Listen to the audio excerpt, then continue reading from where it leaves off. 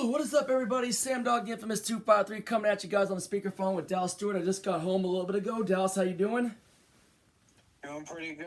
That was an exciting game. It was, and pretty exciting finish at the end too, to freaking pull out that walk-off win by the final score of 29-26. Seahawks getting it done against the Washington Commanders, and whew, man, back and forth, man. That was a crazy game, man. Didn't start out the way I'd hoped for with us giving up that long touchdown to Brian Robinson Jr. on the screen pass, which Washington was killing us on for a lot of that day, but Joey Sly missing that PAT afterwards proved to be very costly. Yeah, it did. Yeah, and then freaking getting held to those field goals. Offense was looking like they were still off from last week when we were getting held to those field goals, but thankfully Jason Myers was coming up big on those field goals for us, especially that first one, and then Washington gets held to another field goal, and Myers makes another field goal, and then we freaking were able to tie the game. And what sucked is we were looking like we were going to get ready to take the lead before the halftime, and then we get that freaking intentional grounding call, which ran off the clock, and I thought for sure that was going to come back to bite us in the butt. Yeah, that was a terrible series before the half, and had that holding call on, I believe, Phil Haynes that set us back. Oh, yeah. I thought not getting those 3 points were going to come back and haunt us. And then let's not forget to mention the horrible no call when Geno went deep for Tyler Lockett, and Lockett clearly got interfered with, and they didn't throw a flag on that. Completely stalled that drive. Yeah, and then later we freaking another big play during that half was the freaking, I was on the John when it happened, when freaking Devin Witherspoon stripping, who did he strip on that play when Tariq Woolen recovered that fumble? It was Hal. Sam Howell on a run? Yeah, but it sucks we couldn't take advantage of that fumble because we had a critical holding penalty on 1st and 10 that just killed that drive. Yeah, but I'll tell you what, the turnover sure was a factor, though, because it kept points off the board for sure. Yeah. And then Washington goes down and gets a field goal, and then afterwards we get the ball back, and Geno does a dump off to Kenneth Walker, and Walker just did the rest on that, taking it 64 yards to the crib. That was a big game-changing play, because we hadn't scored a touchdown in 6.5 quarters, and boy, did we need that play, and Kenneth Walker came up huge.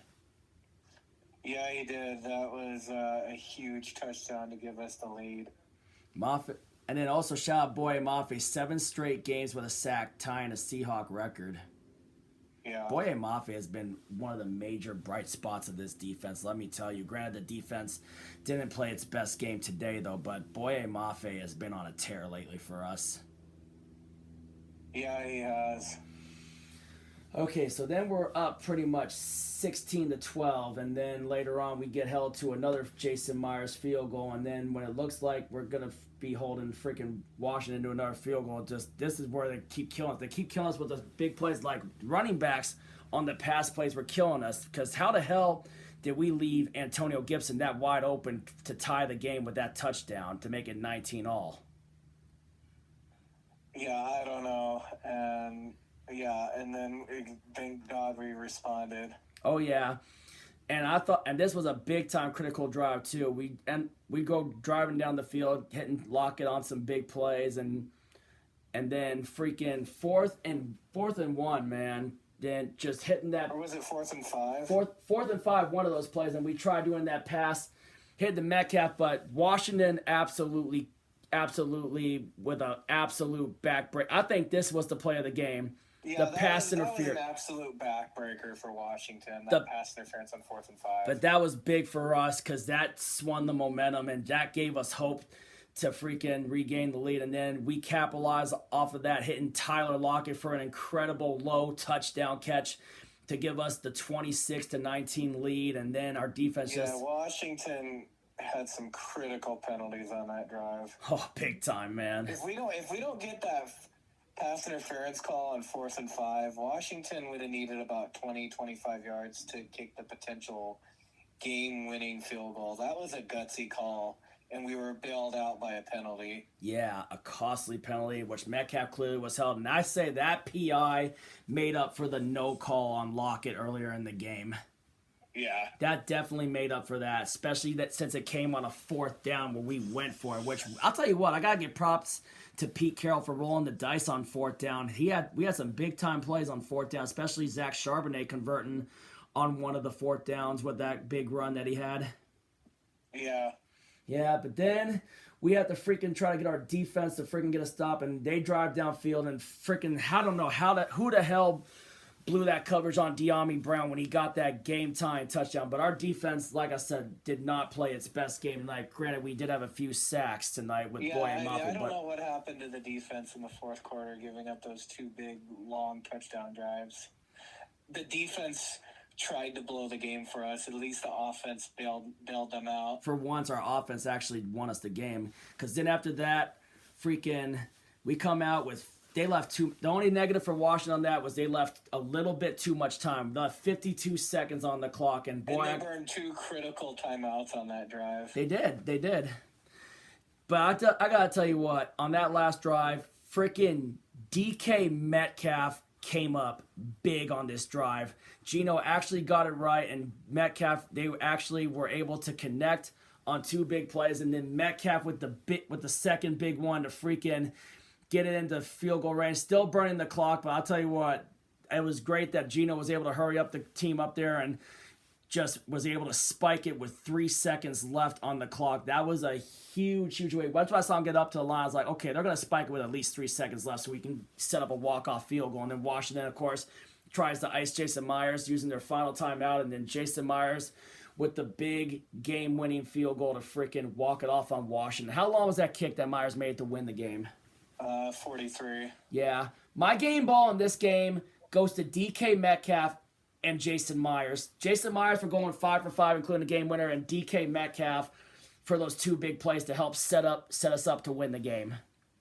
Yeah, I would say Jason Myers and DK Metcalf. Myers came up clutch today. Oh, yeah. But DK came up huge. I would say Gino, he redeemed himself in the second half because he had a terrible first half. Oh, yeah, he did. I mean, overthrew some guys, missed some throws. Yeah.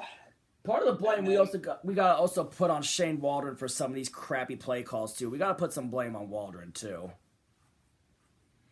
Yeah.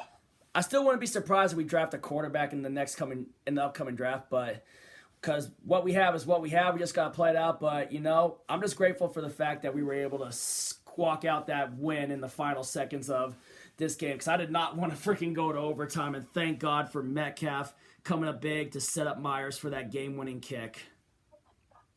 Yeah, this was an exciting win. This was I would say, a much-needed win after that bad taste in our mouths from last week. Yeah. And with a tough schedule coming up. Oh, yeah. It doesn't get any easier, especially knowing the fact that we got to go down to Los Angeles. They kept pace with the 49ers, who broke out of their 3-game losing streak in a big way. Yeah, they needed that bye week for sure, and Chase Young on that defense definitely made his impact on that defense for sure. Other than that, though, I'm just grateful we got the win. Lots of things we still got to work on, though, especially getting ready for round 2 against the Los Angeles Rams. Granted, now they'll have freaking Cooper Kupp with Puka Nacua, and the question is, will the Rams have Stafford back? Because the Rams will be coming off their bye week. They should have Stafford back. The Rams, they're reeling right now. 3-game losing streak, but I'm not overlooking them. Neither am I. Especially after that clunker we laid in week 1. Big time, especially since that. I want revenge. Yeah, but let me know if you want to go join me for that viewing party with the new Seahawks Fan of the Year, Norb Cam. Let me know. All right. Yeah, because I'd like to do that. It just takes the time to congratulate Norb and watch the game, chill in the background, and the rest. We'll think about that, but anyway, Seahawks win a thriller, 29-26. Drop your thoughts in the comments down below, and we will catch you on Tuesday for the Week 11 game picks. If you ain't with it, you ain't infamous, and as always, go Seahawks.